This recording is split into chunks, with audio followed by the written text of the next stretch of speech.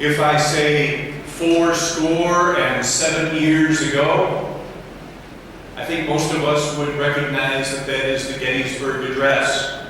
And it recalls a specific time and a message for a particular place. It calls to mind the sacrifice that those before us made for our nation. And even now, these many years later, it is still honored as great speech, as great literature.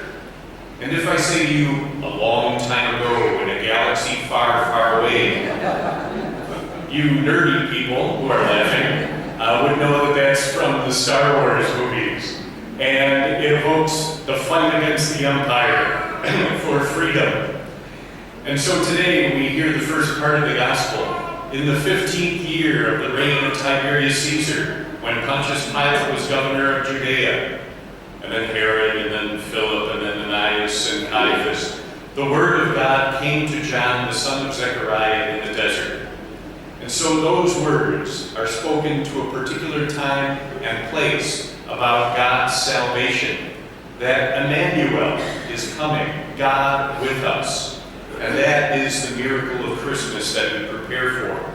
God saves us by becoming one of us, by becoming like us, knowing our pain and suffering, and knowing our joy and our hope. So all of those powerful people that Luke lists in today's gospel cannot save us and will not save us, will not make us right with God.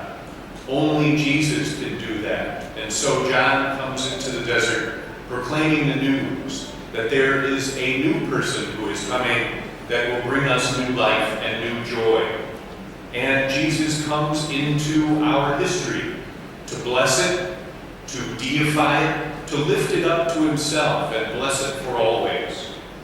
That message also is a subversive one, because we might say in our time, if you have a problem, go through the system, go to the authorities, go to the politicians or the government, and they will help you. No, not really. Now that's not meant as a political criticism. Please don't send me any emails. The reality, though, is Jesus is our King. We celebrated that a couple of weeks ago. He is the one who is our hope. And so the quote today from the Gospel doesn't talk about the powers and the potentates of the time being the ones who are the key to our future, but Luke is just setting the time and the place to tell us in our time, in our place, God will come to us. And so Baruch in the first reading says very, very clearly, you don't want to go to the powers that be. Go to the desert, the raw and the wild place. Go to the valleys, go to the mountains, go to the different paths that the Lord has prepared, and then salvation will come there. So we could work out this gospel for our own time. And as I say this is not a political statement or anything. It's just the people of our time. In the time of Trump, in the time of Rauner, in the time of Al Larson, in the time of Supich, in the time of Dearhammer, amazing things are going to happen.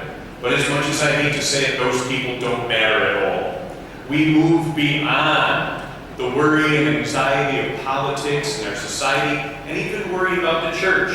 And we say that God's message is coming to us. And we can rejoice because the Lord is coming on a straight path, right for you and right for me.